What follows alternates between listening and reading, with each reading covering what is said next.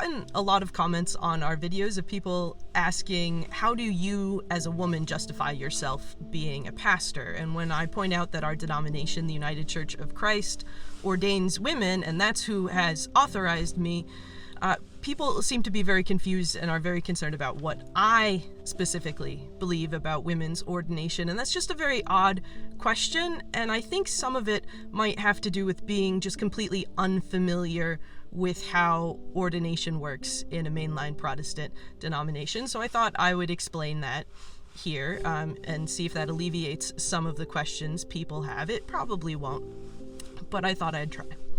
So in our understanding of calling, which is a reformed understanding of calling, there's both the person who feels called to ministry, and then also other people have to affirm that call. So that means that both you have to feel called to ministry, and the church, people representing the church, also have to feel the same thing.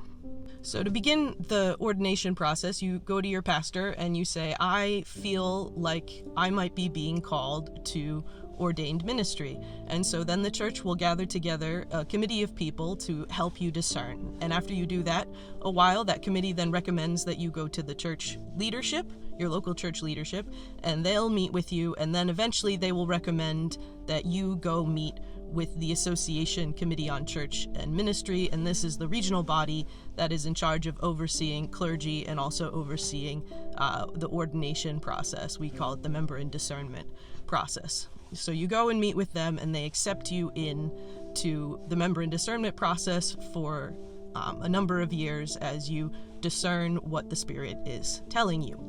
And at this point, you typically start seminary, and so you do the process required by the denomination at the same time as you're in seminary, ideally. And so you do various things. You spend time being an intern in a hospital setting. You intern at various churches and things like that. You do your seminary coursework, and at the end of it, it all culminates in both you graduating from seminary and then you writing quite a long paper, about 20 pages, about what you believe.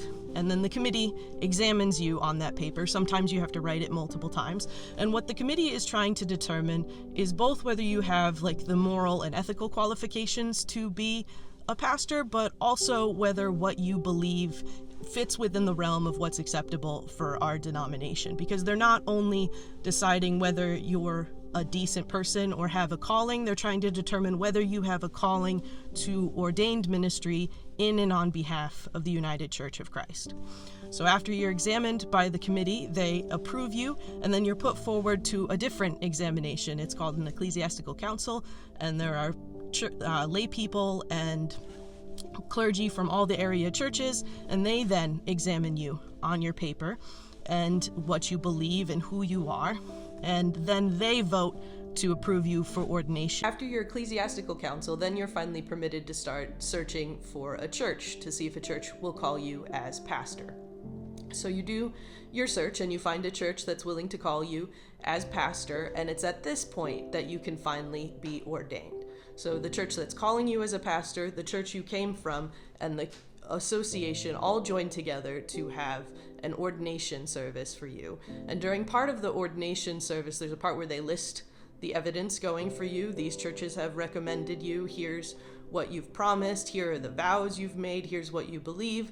And then the whole response of the gathered people there is, she is worthy, let us ordain her. By the time you get ordained, you've had the congregation you've come from affirm that this is what you're called to do. You've had the congregation that's called you as the pastor affirming this is what you've called to do. And then you've had representatives from the wider area all affirm that this is what you're called to do.